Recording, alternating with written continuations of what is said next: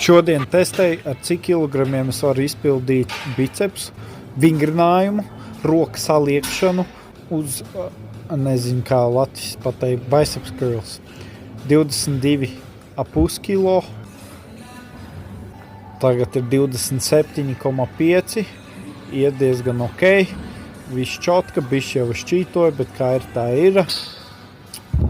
Nākamais svars būs 30 kilo, ja es pareizi sapratu, šeit mēs bišķi flex, un tad izliekamies, ka nekas nenotika, iedzeram dziriņu, un 30 kilo aiziet kā nebijis. Nākamais ir 32,5. Šis jau bija diezgan knapi, bet viss sagāja beigās, traumas arī nav.